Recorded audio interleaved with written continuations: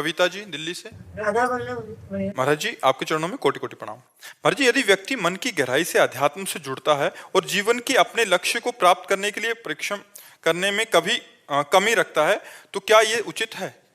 मतलब जी संसारिक लक्ष्य बन गया कोई और अध्यात्म में क्या भाव अभी प्रश्न?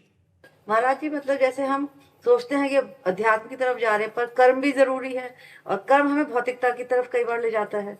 तो अध्यात्म का मतलब क्या समझाया आपने? नहीं, अध्यात्म का मतलब भी है प्रभु का नाम से सही रास्ते पे चलना। और तो ये कर्म क्या गलत रास्ते के कर्म करते हैं क्या आपने? कर्म भी उसी रास्ते पे है, मतलब अध्यात्म इसे ही कहते हैं। अध्यात्म को अभी समझ नहीं पा रही। अध्यात्म का मतलब एक कोठरी बंद करके आंख मूंद के बैठना नहीं है। अध्यात्म का मतलब हम सोनी लगा रहे तो अध्यात्म में है। राधा राधा जप रहे, भगवान के घर में सोनी लगा रहे। रोटी बना रहे तो भगवान का भोग, पति पुत्रों की सेवा है, भगवान की सेवा है।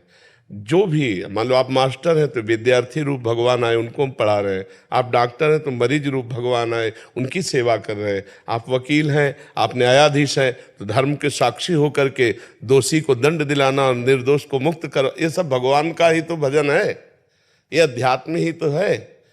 अगर हम व्यवहार को अध्यात्म ना बना पाए तो अध्यात्म कोई अलग चीज है क्या? जैसे कृष्ण भगवान ने कर्म करो, अपने कर्म करो, और सही ढंग से यदि हम कर्म कर रहे हैं तो वो एक तरह से नाम जप करते हुए मामुनिस्मर युद्ध च, मामुनिस्मर युद्ध च, मेरा स्मरण करते हुए युद्ध रूपी कर्तव्य कर्म करो। तो युद्ध से खतरनाक कोई कर्तव्य कर्म है नहीं। तो हर काम करते हुए नाम जप करो, हर कर्म भगवान को समर्पित कर दो, यही अध्यात्म है। अध्यात्म से कोई अलग कोई कार्य थोड़ी है। जैसे स्वाहा बोलना अध्यात्म है, वैसे फावड़ा चलाना भी अध्यात्म है। यदि वो राम कह के एक फावड़ा चलाता है तो उसकी यज्ञ हो रही है। एक एक फावड़ा चलाना भगवान का भजन हो रहा है, एक एक कार्य भगवान का भजन हो रहा है, क्योंकि ये सृष्टि भगवान की है। हम भगवान को निमित्त मात्र कर्म केवल कर रहे हैं, भगवान को रिझाने के लिए, भगवान के बल से, भगवान की दी हुई वस्तु से, अपने भगवान के दिए हुए परिवार का पूजन कर रहे हैं। नाथ सकल संपदा तुम्हारी, मैं सेवक समेत सुतनारी, यही अध्यात्म आ जाएगा। अब अध्यात्म की ऊंचाई पर चढ़ता चला जाए तो फिर वो आत्मज्ञान अलग वस्तु हो जाती है। हर्षवर्धन सिंह जी, राधा वल्लभ श्री हरिवंश। महाराज जी आपके चरणों में कोटि कोटि प्रणाम। महाराज जी, यद्यपि जीव जगत को नाशवान समझता है और ये भी मानता है कि नहीं, कहाँ समझता है? अरे बच्चा, ये बातें हैं, समझता कहाँ है? समझ गया तो फिर रोना क्या, जो जाग गया तो सोना क्या। समझ कहाँ गया? समझ तो ये केवल बातें हैं बच्चा, समझ रहे हो ना? ये समझो जो हम कह रहे हैं, केवल बातें हैं प्रवचन की। प्रवचन को जीवन में उतार लेना ये बच्चा अलग बात है। अगर ये बात समझ में आ जाए कि संपूर्ण जगत नाशवान है, ब्रह्म सत्यम जगन मिथ्या, तो बहुत ऊंचाई पर पहुंच चुका महापुरुष होता है, कोई साधारण थोड़ी होता है। वो भगवान के बिल्कुल नजदीक पहुंच चुका है। यही तो बंधन है संसार, और वो जान चुका है नाशवान है। तो अब नाशवान में आसक्ति कर, जैसे अभी हम 2000 रुपया की एक टाली आपके सामने पलटा दें, आपको इतना इतना भी आकर्षण नहीं होगा, क्योंकि जानते हो ये चलता नहीं है। और एक 500 का नोट पड़ा हो रास्ते में तो झूला झूलने लगेंगे, एक कदम आगे एक कदम पीछे, नहीं होगा। तो इसका मतलब है कि अभी नोट के प्रति आसक्ति नहीं गई, वो पता है कि चलता नहीं इसलिए आसक्ति है, उसमें नहीं है, ये चलता है तो इसमें आसक्ति है। तो हम उन भोगों के लिए कह सकते हैं जो हमारे को अप्राप्त है, सब झूठे हैं, लेकिन जिनमें हमारी आसक्ति जो हमें प्राप्त है उनको हम भोग रहे हैं। इसलिए यह ज्ञान अधूरा है, इस ज्ञान का महत्व नहीं। अब आप प्रश्न करो, इसी को करो। अच्छा, जीव आप अपने आप से संबोधन कर रहे हैं, ये भी मानता है कि जीव देह का त्याग करके अलग हो जाता है, फिर भी उसके मन में जगत की प्रधानता नहीं मिलती। यद्यपि वह परमेश्वर को समस्त सुखों का सिंधु मानता है, फिर भी परमात्मा में उसको ये बच्चा लिखी पढ़ी बातें हैं, तुम्हारी एक भी बात इसमें नहीं। नहीं, ये तो मान लो ग्रंथों से लिखी पढ़ी बातें हैं, ये तुम्हारी हमारे यहाँ उत्तर होता है जो तुम्हारे को समस्या हो, क्योंकि और तो सब हो ही रहा है। सीधे जो तुम्हारे हृदय में समस्या हो साधना में, तो उस समस्या का समाधान हो। तुम्हारी को क्या समस्या है? महाराज जी, वैसे हमें पता है कि भगवान के अलावा हमारा कोई भी नहीं। उसे एकांतिक सुना है आपने कि नहीं सुना?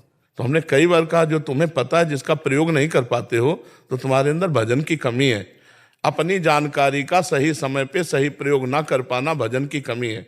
अगर आप नाम जब करोगे तो ठीक समय पर अपनी जानकारी का प्रयोग कर पाओगे। जैसे मुझे जानकारी कि ऐसा दृश्य नहीं देखना चाहिए, ऐसी क्रिया नहीं करना चाहिए, ऐसा पदार्थ नहीं खाना चाहिए, पर हमसे जबरदस्ती हो जाता है, हमें पता है। उसका कारण है आत्मबल की कमी, अध्यात्म बल की कमी, भजन की कमी।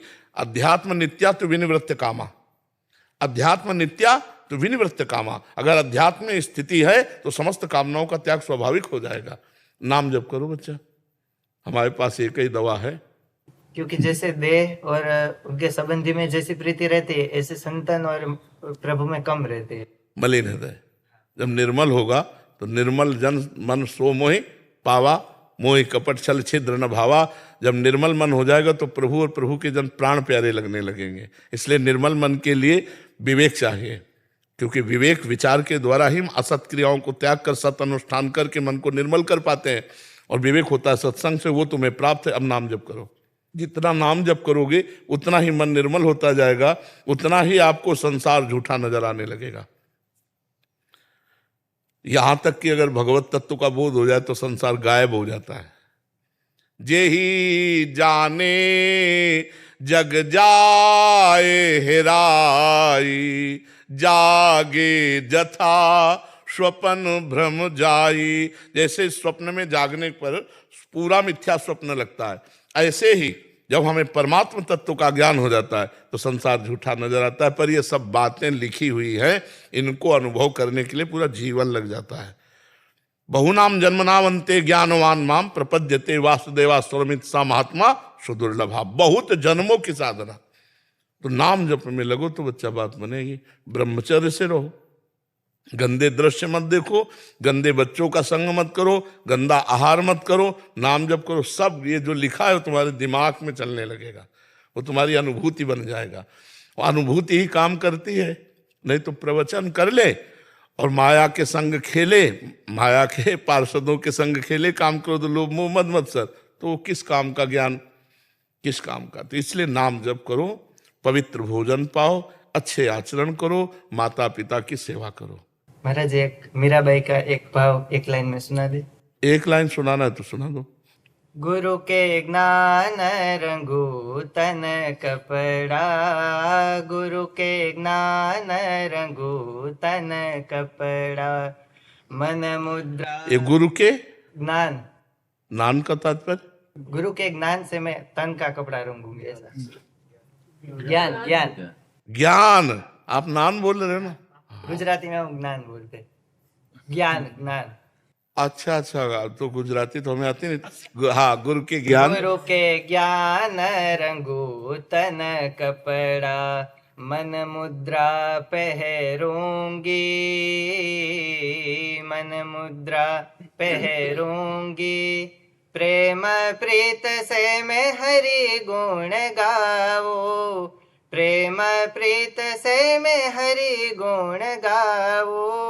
चरणन लिपट रहूंगी हो, मैं तो चरणन लिपट रहूंगी, मैं बैराग्यन हूँ।